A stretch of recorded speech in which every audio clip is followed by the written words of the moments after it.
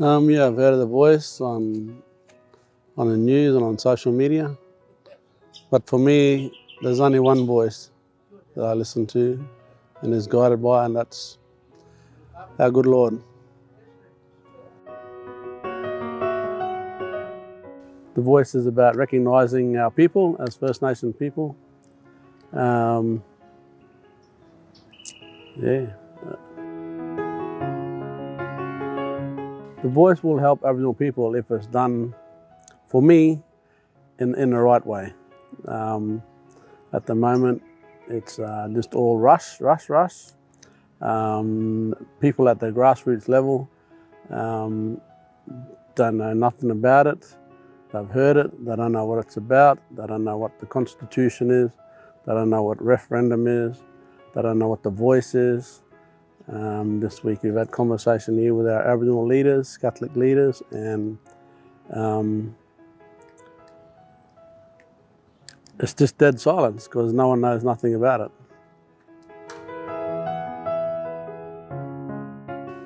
We should have a vote. For me, it's rushed. Probably not this year.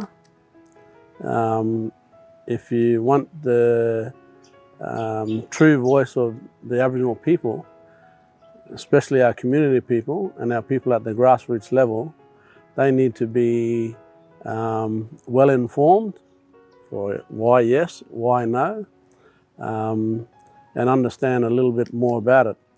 In this short time, it's not even going to scratch the surface or the getting out within our communities, you know.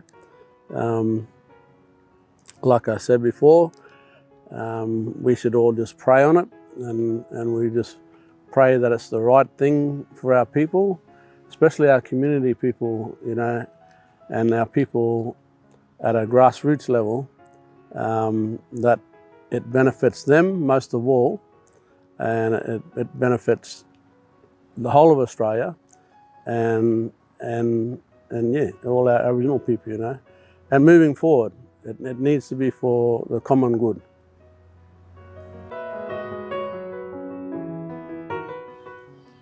Yeah, I just still encourage people to pray on it, because whether you know, the time frame is short. It's going to go ahead, I guess, in October or sometime late this year. But I still encourage people to pray on it. Aboriginal, non-Aboriginal, those people who pray and those people who have a faith, or even non-faith, you know, just all the positive vibes still go towards a outcome.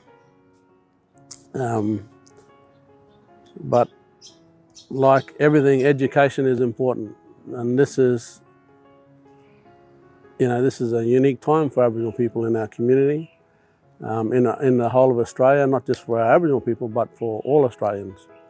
And we talk about truth talking, and the Uluru Statement. We just need to keep it open and honest, and pray on it, that pray to the Holy Spirit that whatever your decision is as an individual, that it's for the right purpose. If you don't understand, talk, ask, get all sides of the story, what it's about. But it's a good thing for our people, but for me, again, it's rush. And if it's for our Aboriginal people, not just in the city, you know, we live here and we deal with the changes. And, you know, myself, example, I've got a house, I've got a car, I work, and I adapt to change, and I just have to adapt it in the city life. But in community life, this changing of policies and this and that, it's an ongoing thing for our community mob. And to understand one and then try to understand the next policy and then understand this, and now we try and understand the voice and what is a referendum and what is a constitution. There's too much. A lot of our people are trying to understand and grow spiritually themselves, because the amount of deaths in community, our people are grieving and then still grieving, and then another death, grieving, and then still grieving year after year. When do you think people will have the time to understand this and understand the voice and the referendum? Like, I'm a reasonably educated person. I still don't understand it, I do and I don't. I'm not going to say that I do and put myself out there. But our people in communities, they adapt non-stop, always adapting to policy change, this change, that change, and then they don't speak English as in their first language. In some communities, a third or fourth language, English. So if you want to speak truly and be honest to the referendum and the voice, you need everyone's view and everyone's voice, not just those who sit in other places who are educated and pushing. You need everyone's voice, not just Aboriginal people, but non-Aboriginal people, all Australians, because I can sit here now and say that in my role within community and in my full-time work, a lot of our mob don't know what it is. And when I go home and talk to people come to ask me expecting I got the answers as an Aboriginal person and a leader in community. I'm like, what? When I say I don't understand, what do you mean? You're Aboriginal, you're educated.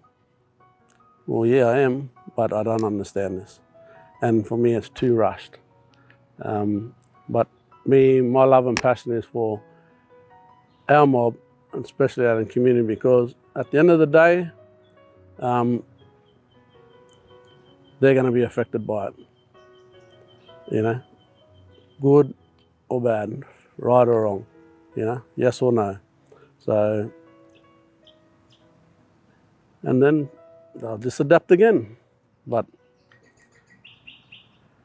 again, I just say pray on it and pray with an open heart. And if you don't pray, just have an open heart to, whatever decision is made, that it's for the good of all our Australians, black and white.